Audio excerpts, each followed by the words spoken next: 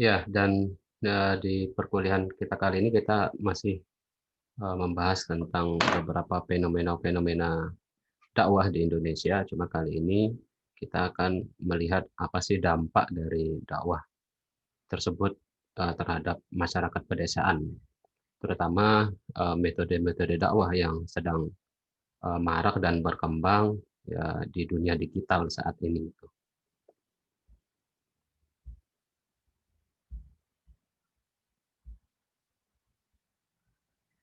Dan di kesempatan kali ini kita akan berbicara mengenai fungsi dan efektivitas dakwah digital di pedesaan. Fungsi dan efektivitas ini akan kita coba kaji pada kesempatan kali ini mengenai bagaimana sih dakwah berkembang terutama di masyarakat pedesaan. Karena uh, kalau menurut beberapa hasil penelitian, konsumen-konsumen dakwah itu lebih lebih besar apa namanya, lebih besar dialami gitu, atau sebagai pelakunya adalah masyarakat-masyarakat menengah ke bawah gitu, terutama yang hidup di daerah pedesaan gitu. Tipologi-tipologi antara masyarakat pedesaan dan masyarakat kota ini kemudian dibedakan berdasarkan pada kegiatan-kegiatan mereka. Biasanya kalau masyarakat-masyarakat perkotaan itu terlalu sibuk untuk hal-hal bisnis, kegiatan, pekerjaan, dan lain-lain, sehingga untuk menikmati atau untuk mendengarkan dakwah-dakwah melalui platform digital itu waktunya lebih sedikit ketimbang masyarakat-masyarakat yang hidup pedesaan yang cenderung hidup menganggur gitu misalnya. Dan hal itu yang akan coba kita lihat pada pada pembahasan kali ini di mata kuliah kita kali ini, eh, sejauh mana fungsinya, kemudian seberapa besar efektifnya, kemudian apa aja dampak-dampak yang diberikan oleh baik pelaku dakwah itu sendiri ataupun si masyarakat itu sendiri sebagai mad'u gitu. Baik, kita akan masuk pada bagian pertama. Kita akan melihat gap di sini. Gap itu artinya uh, suatu celah gitu, atau apa sih yang menghubungkan masalah-masalah tersebut gitu. Itu namanya gap. Gap pertama itu yang bisa kita petakan adalah pertama, perkembangan Islam dan kemajuan teknologi itu belum mampu diseimbangi oleh masyarakat kita, terutama masyarakat Muslim yang sebagai mad'u di sini atau sebagai objek dakwah gitu. Islam berkembang beriringan juga dengan berkembangnya sistem teknologi informasi dan komunikasi gitu. Seperti yang kita lihat sekarang, dakwah itu sudah bertransformasi menjadi atau ikut terjun di dunia digital seperti itu sederhananya, sehingga fenomena dakwah juga harus kita lihat dalam kacamata digital gitu. Sekarang kita tidak bisa hanya melihat fenomena dakwah itu dalam dalam atau dengan cara konvensional gitu, bahwa pengaruh-pengaruh dakwah juga ternyata uh, di, di difasilitasi oleh platform digital itu. Namun yang menjadi permasalahan adalah kemajuan teknologi ini tidak beriringan dengan kemampuan-kemampuan yang ada pada masyarakat itu sendiri. Setidaknya ada tiga kesenjangan di sini yang bisa kita perhatikan mengenai bagaimana perkembangan Islam atau bagaimana umat Muslim itu dalam kaitannya dengan kemajuan teknologi. Yang pertama mungkin di dalam infrastruktur gitu. Jika kita ingin melihat masyarakat pedesaan, infrastruktur terutama kita di Indonesia itu masih masih terdapat beberapa kesenjangan yang yang bisa kita lihat secara nyata ya. Kalau di daerah perkotaan seperti kota-kota besar baik di ya, kita katakan Jakarta, Bandung, Surabaya, Jogja, itu fasilitas atau infrastrukturnya berbeda dengan yang ada di daerah-daerah pinggiran atau desa-desa atau desa-desa yang ada di pinggiran, terutama dalam akses internet misalnya. Sinyal yang ada di kota dan sinyal yang ada di desa itu jelas berbeda gitu. Sehingga ini mampu menjadi masalah gitu, dalam kehidupan digital terutama. Kemudian apa kaitannya dengan dakwah, sehingga dampak-dampak dari dakwah digital ini mungkin tidak bisa dirasakan secara maksimal oleh masyarakat yang ada di pedesaan yang tadi. Jika kita berbicara tentang infrastruktur misalnya, aksesnya tentu berbeda antara masyarakat kota dan masyarakat desa. Kemudian ketimpangan kedua yaitu ada pada alat-alat atau kepemilikan teknologi bagi masyarakat itu sendiri. Masyarakat kota mungkin sudah mampu untuk membayar wifi atau sekedar setiap bulan itu tanggungan internetnya selalu bisa dipenuhi, sedangkan masyarakat desa juga mungkin secara umum itu masih belum mampu untuk memenuhi kebutuhan-kebutuhan dalam mengakses dunia digital. Kemudian kesenjangan yang ketiga yaitu pada output, misalnya pada kalau di sini kita berbicara tentang kemampuan apakah masyarakat desa itu dalam kemampuan teknologi itu sama dan masyarakat kota. Jelas pasti bisa kita rangkum bersama di sini bahwa kemampuannya tentu berbeda. Mungkin dilatar belakangi oleh pendidikan atau dilatar belakangi oleh pengetahuan misalnya, jelas berbeda di situ. Sehingga di sini kita bisa anggap bahwa perkembangan Islam dan kemajuan teknologi masih belum mampu disimpangi oleh masyarakat dikarenakan oleh 3 faktor tadi, infrastruktur, kemudian kepemilikan alat-alat, dan kemudian juga perbedaan kompetensi atau perbedaan output yang diberikan oleh masyarakat itu sendiri. Kemudian gap kedua itu sekarang ini Islam masuk di dalam masa transisi budaya ya. Kalau dulu Islam mungkin lebih ya, diterapkan secara konvensional gitu, atau misalnya di sini dalam hal dakwah gitu. Kalau pengajian-pengajian pada tahun-tahun sebelum kita, di masa kita, itu masih dilaksanakan secara langsung gitu, bisa dengan menghadiri pengajian-pengajian yang ada di masjid, bisa dengan menghadiri pengajian-pengajian yang ada di pondok pesantren, atau acara-acara pengajian besar yang dilaksanakan di tempat-tempat publik gitu. Namun sekarang budaya konvensional ini kemudian secara cepat digantikan oleh budaya-budaya yang penuh dengan digitalisasi gitu, atau era digital gitu. Bahwa sekarang pengajian tidak perlu dilaksanakan di tempat umum, kemudian bertemu dengan banyak hal. Cukup si pendakwah itu dengan memiliki handphone atau memiliki kamera, kemudian memiliki akses sinyal gitu, dia sudah bisa melakukan praktik dakwah, dan kadang efektivitasnya jauh lebih besar daripada cara-cara konvensional gitu. Kadang satu kali dia melaksanakan dakwah, dia sudah bisa menjangkau sampai jutaan orang gitu. Tergantung nanti apakah peminatnya banyak atau enggak, hanya di situ masalahnya. Cuma yang membedakan adalah antara dakwah konvensional dan dakwah digitalnya adalah lebih kepada akses gitu. Kalau konvensional mungkin untuk mengundang jutaan orang kita harus melaksanakan dakwah di lapangan umum gitu, di stadion-stadion besar gitu. Namun di era digital untuk memperoleh angka yang sebesar itu, kita cukup hanya menggunakan layar yang mungkin ukurannya itu tidak sebesar wajah kita ya, tapi dengan hal itu kita sudah bisa memancing audiens sampai berjutaan orang. Namun kemudian yang menjadi masalahnya adalah dalam budaya dakwah digital ini, masyarakat itu kemudian dibentuk tidak lagi sebagai subjek atau kebermanfaatan yang seharusnya bisa diambil sendiri oleh masyarakat, namun sekarang dijadikan sebagai pasar digital.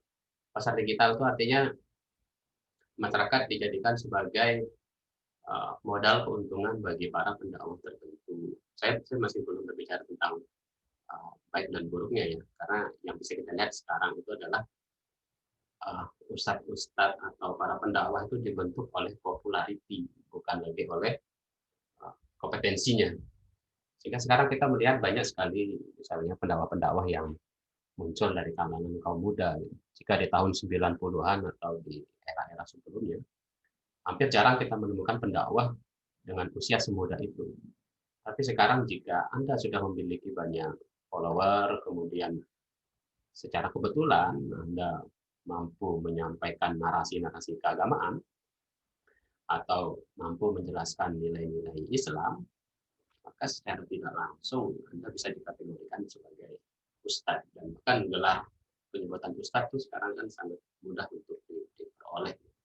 Sedikit saja kita berbicara tentang hadis atau Al-Quran, kita sudah bisa masuk sebagai kategori ustadz di dunia digital. Entah apa kualifikasinya jelas atau tidak, yang penting selama kita mampu berbahasa Arab misalnya, kita sudah bisa menjadi seorang ustadz gitu di tengah para netizen gitu. Nah, yang disebut sebagai masyarakat pasar digital ini adalah ketika semakin banyak audiens oleh pendakwah digital itu, maka dia akan mengeruk banyak keuntungan. Misalnya bagi konten-konten kreator yang memang konsen terhadap dunia dakwah gitu.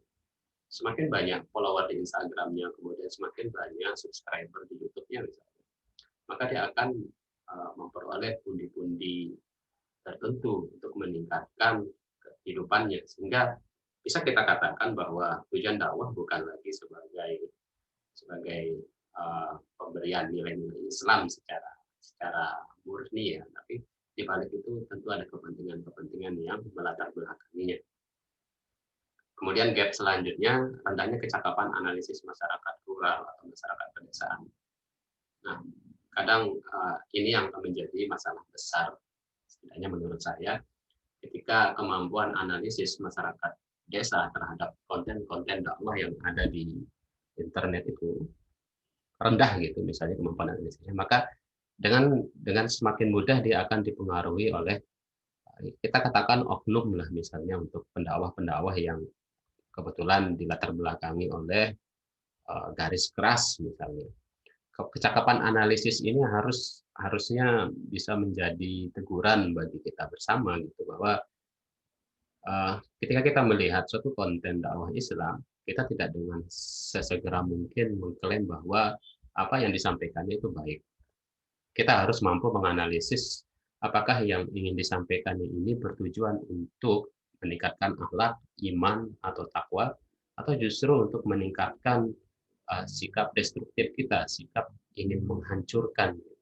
Seperti yang kita alami di Indonesia beberapa tahun ini, terutama dalam satu dekade ini, setidaknya ada 2-3 kasus terorisme ya, yang dilatar belakangi oleh kepentingan agama gitu. Dakwah-dakwah yang kalau kata orang-orang dakwah keras gitu.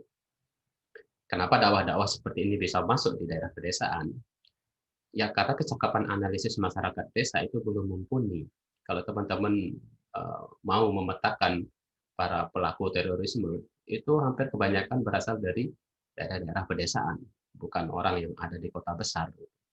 Karena kecakapan analisisnya yang tidak mumpuni, sehingga dia termakan dengan isu-isu jihadis misalnya, isu-isu untuk membela Al-Quran dan hadis dengan cara menghancurkan tatanan negara gitu misalnya.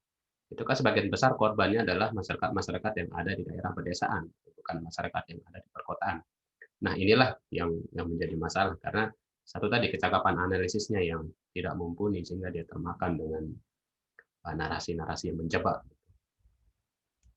Kemudian berikutnya ke analisis, terutama ini saya dapat dari bukunya Kunto Wijoyo yang berjudul apa judulnya, Muslim Tanpa Masjid gitu. Teman-teman mungkin bisa mencari buku itu, sangat saya rekomendasikan. Kunto Wijoyo menulis pada tahun 94 ya. Dia pernah menyaksikan, mungkin teman-teman saya tidak tahu apakah mengenal Zainuddin MZ atau enggak. Cuma masa kecil saya itu dipenuhi oleh suara-suara beliau gitu, almarhum Zainuddin MZ, baik di radio maupun di televisi pada waktu itu. Zainuddin MZ pada tahun 94 pernah menyatakan atau berpendapat bahwa di dalam masyarakat elektronik para ulama itu sudah pensiun. Pertama, Zainuddin MZ ini juga termasuk orang yang terlibat dalam masyarakat elektronik ya, meskipun pada waktu itu tidak semasif sekarang elektroniknya, hanya mungkin di sekitar pertelevisian, kemudian radio dan lain-lain. Cuma itu masih masuk dalam kategori masyarakat elektronik. Nah, bagi Zainuddin MZ pada masyarakat industri, ulama itu sudah pensiun, dan dalam masyarakat industri ulama itu sebagai mitra, gitu. Bukan lagi sebagai ulama dengan arti yang literat atau arti yang substantif gitu ya. Ulama sudah sebagai mitra gitu. Ya, ulama yang bekerja sama dengan perusahaan-perusahaan, yang bekerja sama dengan organisasi-organisasi tertentu untuk mencapai tujuan-tujuan yang ditargetkan. Sederhananya seperti ini. Misalnya kalau di dunia sekarang, teman-teman mungkin menyaksikan dakwah-dakwah pagi yang diselenggarakan saya tidak tahu di Trans 7 mungkin. Siapa nama Ustadz itu yang kalau jamaah, kemudian jamaah itu kan narasi-narasi seperti itu sebenarnya permintaan atas perusahaan. Dia dia menuntut Ustadz untuk tetap bisa lucu misalnya, karena dari kelucuannya itu akan mengundang pemirsa gitu misalnya. Nah, ini yang dikatakan sebagai ulama sebagai mitra. Ulama bukan lagi menjadi jati dirinya yang yang asli atau yang murni gitu. Tapi kepentingan dakwahnya kemudian dicampur baur dengan kepentingan perusahaan. Atau teman-teman jika melihat dakwah Mama Dedeh misalnya, dakwah Mama Dedeh kan juga memiliki karakter-karakter yang sangat khas gitu. Itu atas dasar permintaan perusahaan televisi sebenarnya, tidak selalu atas dasar keinginan dia gitu. Kemudian tema-temanya juga ditentukan oleh perusahaan tersebut gitu. Bukan tema-tema yang dibutuhkan oleh masyarakat. Sehingga yang kalau kita melihat dakwah-dakwah di televisi, tema-temanya selalu berkisar tentang hal-hal yang mungkin tidak substantif bagi masyarakat. Kadang-kadang kita sudah mengetahui. Sehingga tema-tema ini ditentukan bukan lagi oleh ulama, tapi ditentukan oleh korporat.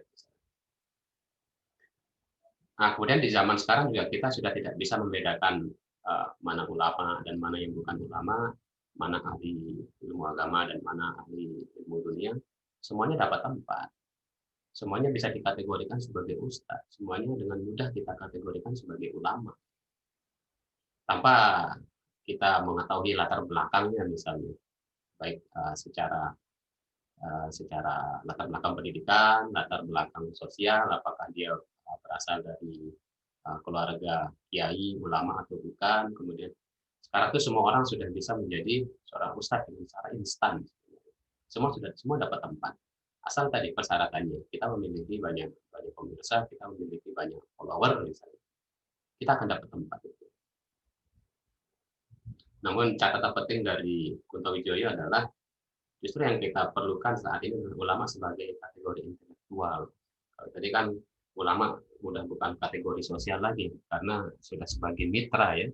Kalau zaman dulu, kalau teman-teman membaca sejarah-sejarah kemerdekaan kita sebelum dunia elektronik ini menjadi hal yang penting bagi kehidupan kita, ulama adalah salah satu sebagai tonggak senjata kita untuk membebaskan negara ini dari penjajahan.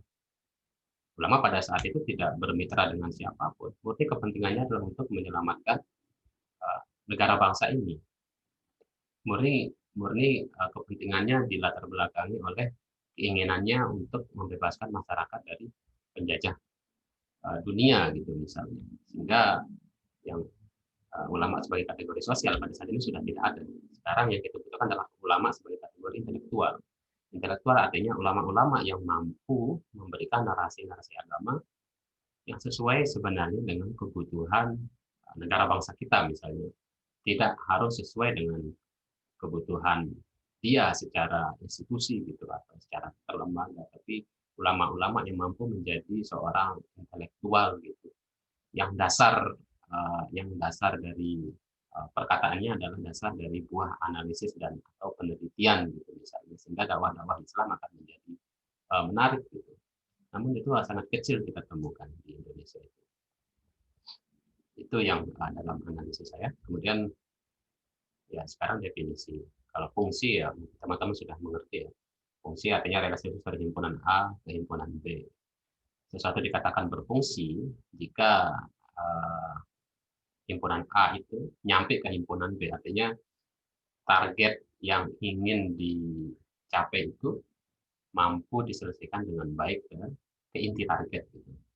Atau dia berfungsi, atau dia berjalan dengan sesuai kehendaknya atau kehendak masyarakat. Itu artinya fungsi.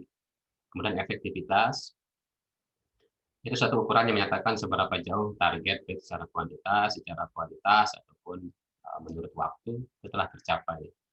Ya, fungsi dan efektivitas itu berarti lebih kepada apakah rodanya sudah berjalan atau enggak.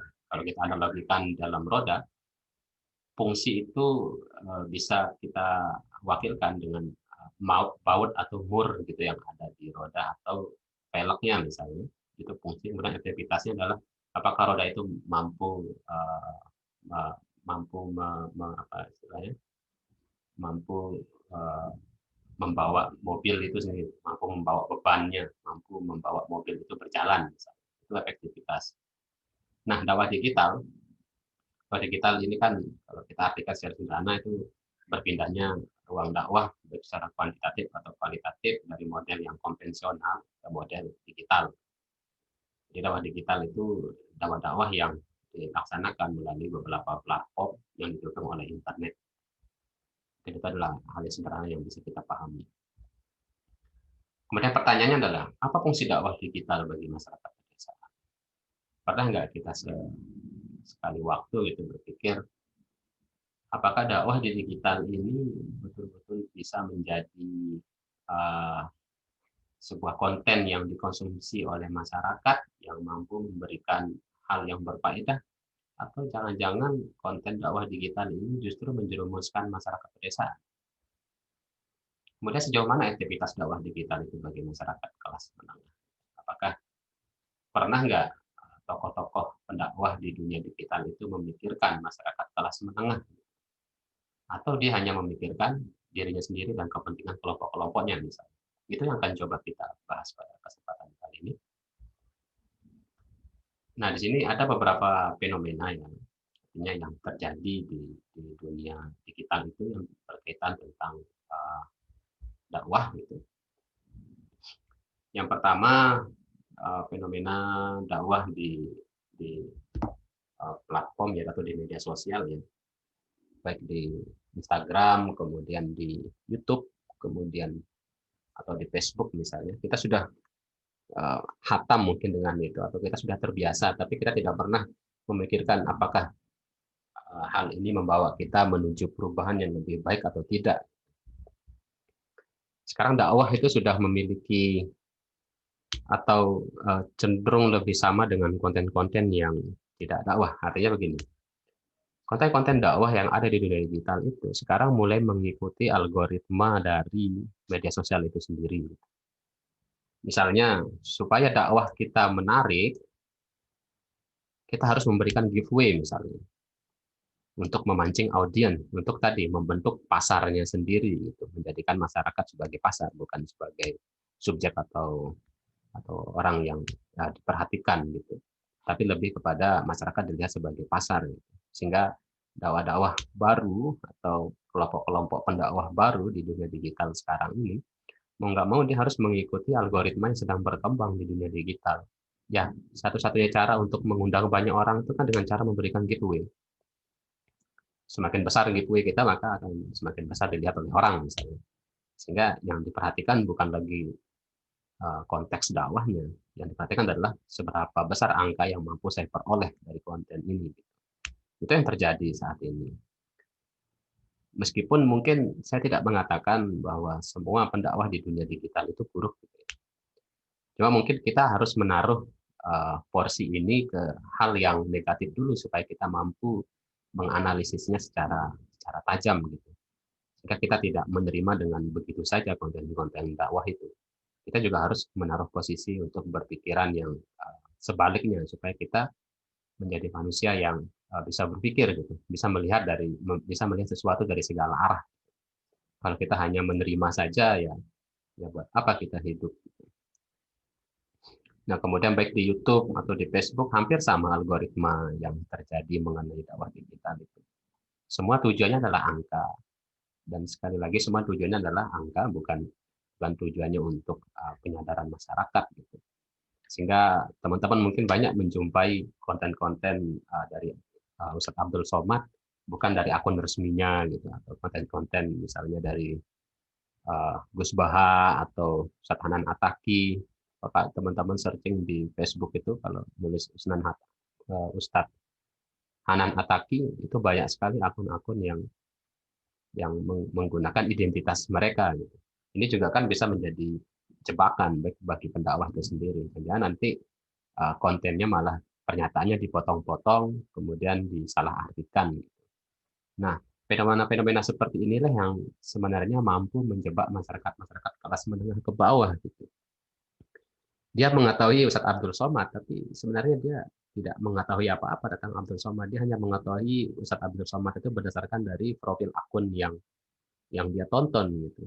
Sehingga kehidupan sehari-harinya yang secara real kita tidak tahu. Berbeda dengan dakwah-dakwah konvensional ya. Misalnya tuan guru yang ada di kampung kita akan mengenalnya secara personalitas dan identitas. Kita tahu latar belakangnya. Karena pengetahuan kita akan personalita dia dengan identitas dia, maka secara otomatis rasa penghormatan itu akan muncul. Sebab kemudian di internet karena personalitasnya, karena identitasnya kita tidak ketahui dengan jelas, makanya banyak kita menjumpai ustadz-ustadz yang dibully gitu di internet itu. Karena kita tidak tahu apakah dia orang baik atau orang jahat yang melakukan dakwah. Karena personalitas kita tidak pernah dapatkan. Yang kita dapatkan hanya gambaran dari apa yang dibuat oleh akun-akun tersebut. Kita sebagai contoh yang belakangan ini yang baru ketangkep gitu misalnya Gus Nur, kalau teman-teman tahu, populer namanya di media sosial itu Gus Nur gitu. Kalau bagi saingannya dia disebut dengan Sugi Nur gitu misalnya. Dia kan baru ditangkap beberapa hari yang lalu ya karena ujaran kebencian yang dilontarkan di media sosial gitu. Oke, kita bisa berasumsi sebenarnya Gus Nur ini juga terjebak di dalam algoritma media sosial. Supaya dia terus-terusan ditonton oleh masyarakat, maka dia harus membuat pernyataan-pernyataan yang kasar. Gitu. Sekalinya dia berdakwah lembut, dia akan kehilangan penonton. Karena masyarakat tahu bahwa Gus Nur itu adalah ciri pendakwah yang keras gitu, yang setiap saat itu selalu menggunakan kata-kata yang kotor gitu. Ketika dia tidak menggunakan itu, maka dia akan kehilangan audiens. Gitu. Nah, karena sudah terlanjur sering berkata kasar, kemudian mengucapkan perkataan-perkataan yang tidak layak, hingga akhirnya sekarang dia malah terjebak oleh kebiasaannya sendiri. Sekarang masuk penjara gitu.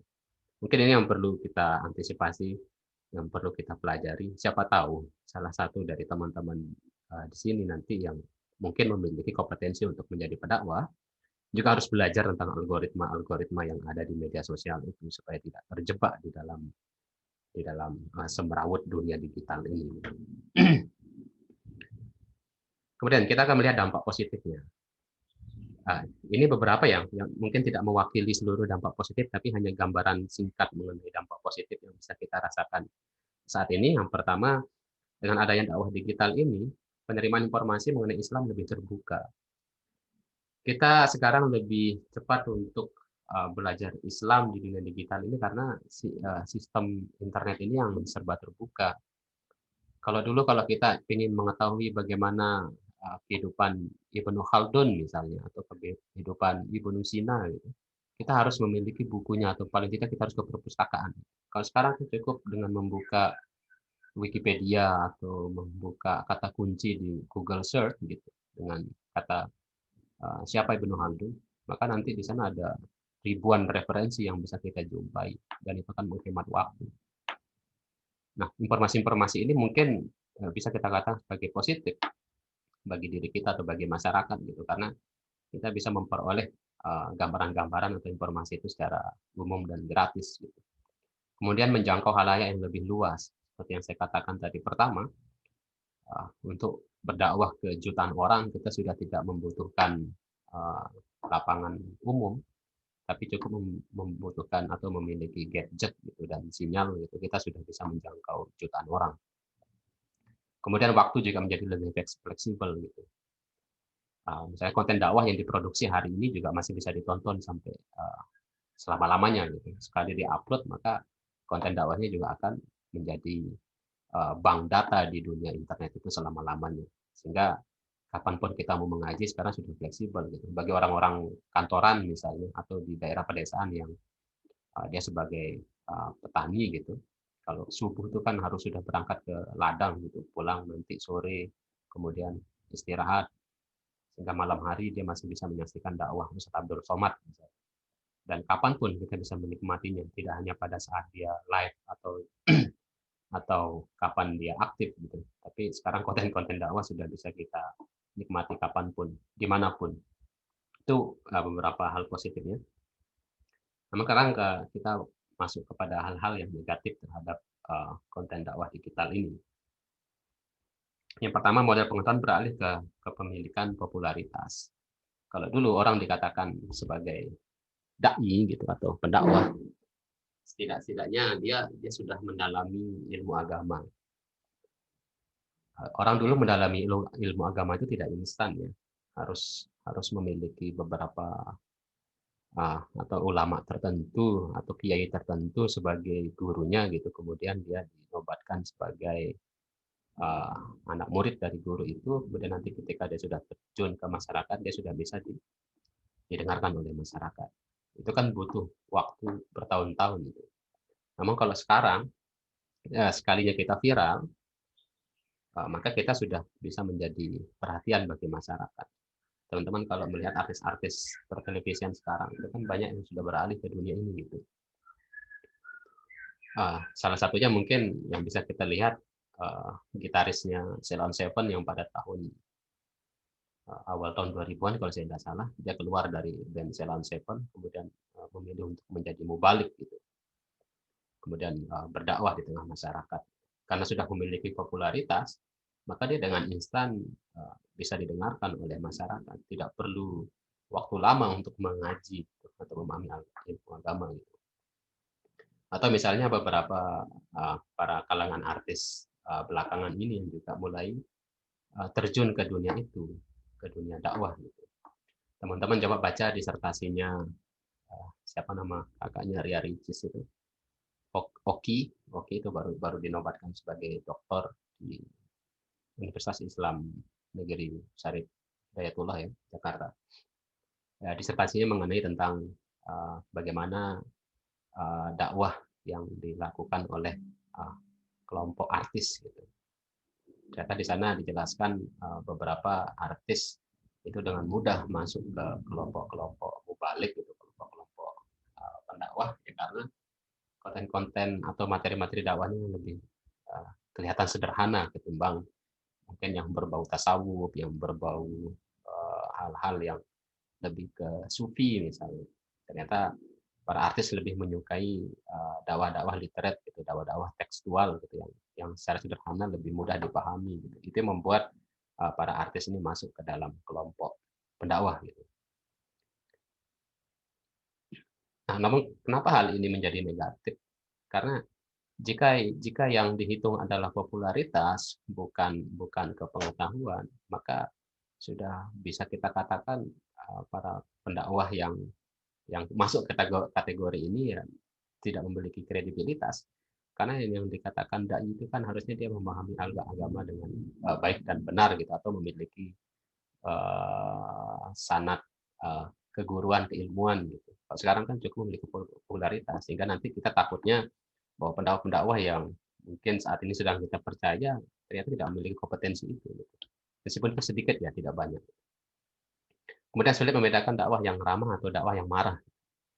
Ya seperti saya jelaskan tadi, gitu. Kita tidak tahu mana, jangan konteks dakwahnya ini meskipun terlihat ramah, tapi sebetulnya dia sedang marah-marah gitu. Itu kan sangat susah kita ketahui sekarang. Misalnya beberapa gejolak yang terjadi belakangan ini ketika 2 kali pemilihan presiden di tahun 2014 dan 2019 itu. Agama kan menjadi salah satu alat politik di kedua tokoh yang sedang berkompetensi menjadi presiden ini gitu, berkompetisi. Kita tidak tahu di balik para tokoh ini kan banyak para pendakwah. Nah, kita nggak tahu para pendakwah mana yang ramah, yang sebenarnya dia ramah atau dia sedang marah gitu. Kita nggak tahu, bahwa justru malah saling menjelek-jelekkan jatuhnya. Kelompok pendakwah A dan kelompok pendakwah B itu saling menjatuhkan, meskipun sama-sama terlihat ramah gitu. Namun sebetulnya dia sedang marah gitu. Dan itu akan, masalahnya nanti akan menjadi penilaian bagi masyarakat bahwa menjadi muslim yang marah itu tidak apa-apa. Itu yang kita takutkan, bahwa marah-marah di media sosial itu merupakan perilaku yang wajar, karena ustadz itu aja bisa kok dia marah-marah, masa kita tidak bisa menjelaskan Islam dengan marah-marah. Ini akan kita takutkan menjadi dampak negatif di dakwah digital ini. Kemudian meningkatnya peluang dakwah jihadis atau kelompok-kelompok pendakwah yang destruktif gitu ya, untuk ngebom misalnya. Karena di dunia digital ini lebih cepat mendulang massa, maka peluangnya akan menjadi lebih besar daripada dakwah konvensional. Kemudian masyarakat sebagai target pasar, bukan target dakwah. Yang seperti tadi saya jelaskan, bahwa masyarakat dilihat sebagai angka, bukan dilihat sebagai muslim yang butuh untuk asupan islami misalnya, asupan nilai-nilai Islam, tapi dilihat sebagai pasar. Nah, ini beberapa survei dari teman-teman sendiri juga menggambarkan hal yang hampir sama, saya pikir. Sebentar.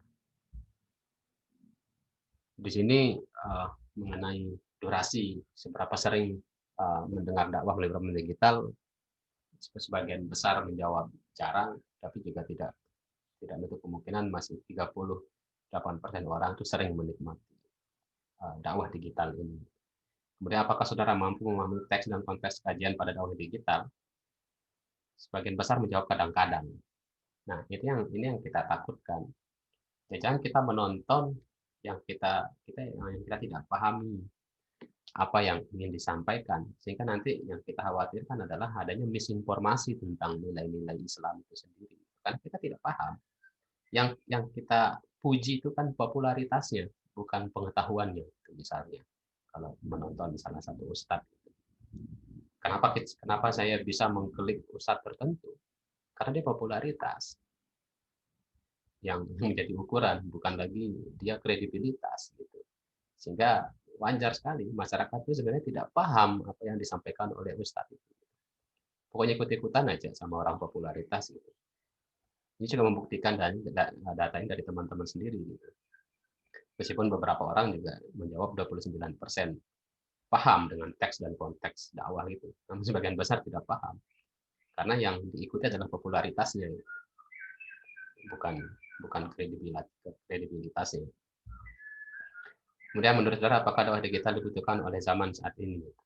97,7% menjawab iya, dibutuhkan, tapi untuk memahaminya masih kadang-kadang. Ini yang masih menjadi PR besar. Data ini membuktikan bahwa yang harus kita perbaiki sekarang adalah bagaimana dakwah itu bisa dimaknai sebagai kegiatan yang murni ingin mencerdaskan atau murni ingin meningkatkan kualitas keislaman masyarakat, bukan murni ingin diikuti atau dijadikan sebagai fansnya saja. Dua data ini yang mungkin menjadi apa istilahnya, data penting, temuan penting kita kali ini. Kita membutuhkan dakwah digital itu, tapi kita tidak memahami konteks teks maupun konteksnya. Terima kasih. Oke, jika ada pertanyaan, silakan.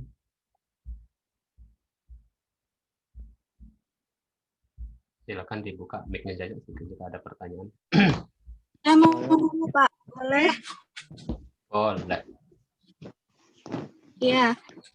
Di sini saya mau nanya tentang bagaimana tanggapan Bapak tentang sertifikat untuk para dai yang mau dikeluarkan oleh MUI.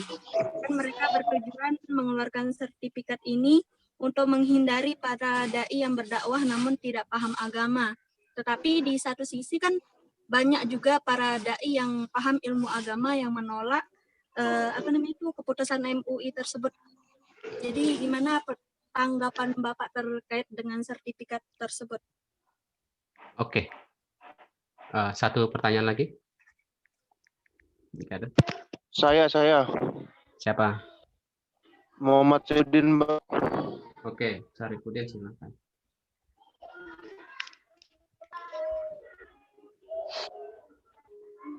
Silakan.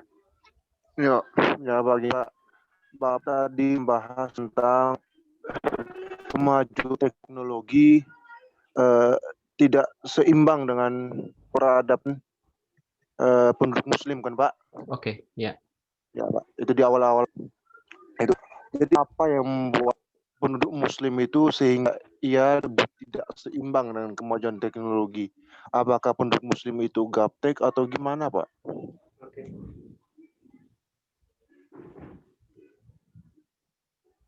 Sudah Pak? Ya. Terima kasih. Satu lagi, jika ada. Pak boleh tanya? Siapa? Silakan.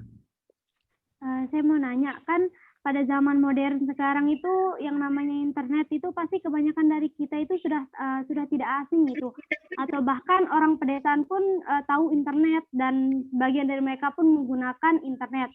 Nah, pertanyaan saya, bagaimana mereka orang pedesaan ini bisa mengetahui bahwa dakwah tersebut berujar kebencian atau tidaknya gitu?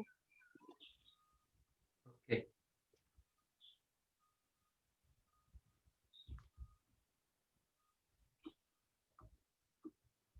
Oke, terima kasih Dwi Nazatul Firnia. Saya akan jawab semua pertanyaan tadi. Oke, kita mulai dari pertanyaannya Farhai mengenai sertifikat dai yang diterbitkan oleh MUI. Sebenarnya fungsinya itu apa gitu? Apakah sertifikat ini tujuannya hanya untuk mengklaster mana pendakwah-pendakwah yang memiliki sertifikasi atau bukan gitu.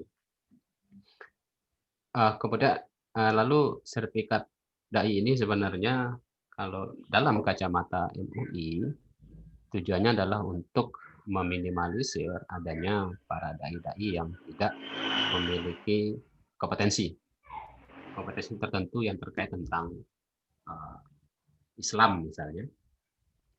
Namun sertifikat dai juga tidak bisa menjamin bahwa orang-orang yang memiliki sertifikat dai ini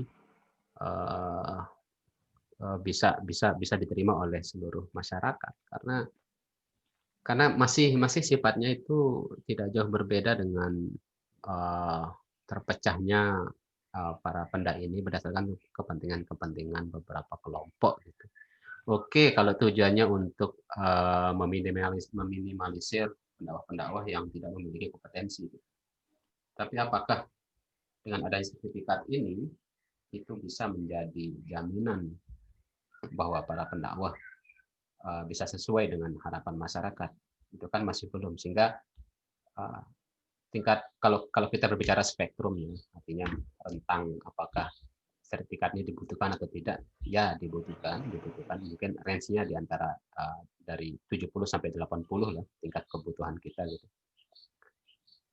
Sehingga dengan ini kita akan mampu melihat ketika ada pendakwah yang baru muncul, kita tinggal ngecek aja tuh dari sertifikat MUI apakah dia sudah memiliki sertifikat atau enggak. Kemudian jika dia belum memiliki, mungkin kita bisa menjadi lebih hati-hati. Atau jika dia kelihatan dakwahnya itu keras, kita bisa ngecek gitu apakah orang ini masuk dalam database MUI atau enggak gitu. Mungkin tidak hanya MUI yang bisa mengeluarkan, yang kita khawatirkan yang bisa mengeluarkan surat-surat sertifikat seperti ini. Takutnya nanti semua lembaga turut ikut campur untuk menerbitkan surat-surat sertifikasi gitu. Misalnya NU juga kan memiliki klasifikasi tertentu juga mengenai ini. Saya lupa apa nama situsnya itu. Ada daftar-daftar ustadz gitu yang masuk ke dalam kategori NU gitu. Nah, kategorisasi seperti ini yang kita khawatirkan justru nanti menimbulkan adanya masalah, meskipun masalah juga tidak bisa akan kita hindari ya. Mau kayak gimana pun jenis peraturannya, masalah akan tetap ada. Cuma tadi kalau kita berbicara tentang spektrum kebutuhan gitu, tentang kebutuhan yang kalau saya bisa memberikan angka 1 sampai 10, ya kita membutuhkannya di angka 8 gitu, nilainya 8 gitu. Kita butuh orang-orang bersertifikasi. Gitu ya Pak Rahen ya. Kemudian ke pertanyaannya Syarifuddin, apa yang menjadikan perkembangan Islam dan teknologi informasi ini tidak seimbang? Apakah karena masyarakatnya yang gaptek atau apa gitu? Yang menjadikan perkembangan Islam dan teknologi informasi ini tidak seimbang, kita perlu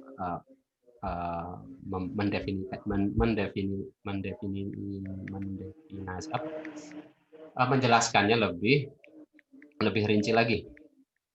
Saya hapus ini dulu.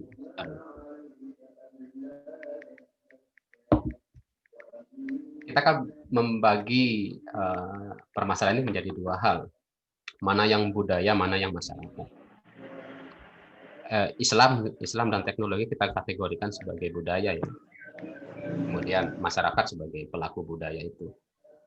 Lalu di mana ketidakseimbangan itu terbentuk gitu. Artinya sebenarnya yang membuat tidak seimbang karena kompetensi dari masyarakat itu sendiri. Tidak hanya dia gaptek, tidak hanya karena masyarakat tidak mengetahui teknologi, tapi kadang juga mengenai status kepemilikan alat ya. Semakin canggih alat yang kita miliki, maka akan semakin cepat kita bisa menerima internet itu atau mengenal budaya teknologi ini. Jika orang yang tidak memiliki modal-modal seperti itu, mungkin mustahil untuk dapat memahami fenomena-fenomena digital gitu. Sehingga yang menyebabkan terjadinya ketidakseimbangan ini tidak semata-mata karena orang itu gaptek, tapi karena tidak memiliki alat-alat tertentu gitu untuk memahami budaya ini. Kemudian pertanyaan dari Dwi Nazatul Firnia, bagaimana mengetahui dakwah-dakwah itu apakah dia keras atau tidak oleh masyarakat pedesaan? Tadi yang pernah saya bacakan di dalam gap itu, kesenjangan itu, yang menjadikan masyarakat itu sebagai korban dakwah keras itu karena kemampuan analisis masyarakat itu sendiri yang masih rendah gitu. Kemampuan analisis ini akan membentuk masyarakat bisa memahami mana yang baik dan mana yang buruk. Begitu cara sederhana kita memahami analisis itu. Kalau kita memahami metode analisis yang baik, maka cara berpikir kita akan membawa kita kepada kemampuan memilih mana hal yang baik dan mana hal yang buruk. Sedangkan di masyarakat kemampuan analisis ini tidak dimiliki. Nah, kemampuan analisis ini hanya bisa diperoleh melalui dunia pendidikan ya. Nah, baik secara formal ataupun tidak formal gitu. Masyarakat yang melek baca mungkin akan dengan cepat untuk memiliki kesadaran analisis ini. Atau masyarakat yang menempuh pendidikan tinggi lah yang akan memiliki kemampuan analisis ini, termasuk teman-teman di sini sebagai mahasiswa Fakultas Dakwah dan Ilmu Komunikasi. Nanti ketika lulus juga jangan sampai menjadi korban terhadap dakwah-dakwah keras ini, karena teman-teman memiliki latar belakang pendidikan yang seharusnya memiliki kemampuan analisis yang baik. Mungkin itu jawaban dari 3 pertanyaan. Karena mungkin waktu yang sudah cukup lama ya, kita akan mengakhiri ini. Namun silakan bagi yang belum absen, saya berikan waktu untuk melakukan absensi. Kemudian teman-teman yang tidak mengikuti perkuliahan kali ini bisa dititipkan salam ya, jika ingin nanti mungkin lihat di YouTube, atau ada barangkali teman-teman kita yang tidak memiliki kuota sama sekali, saya akan memberikan video-video perkuliahan itu secara gratis. Jika mau hubungi saya, kemudian ketemu di kantor gitu ya, sehingga nanti materi-materi ini bisa disampaikan dengan baik dan benar, tidak karena mahasiswa memiliki kuota atau tidak ya.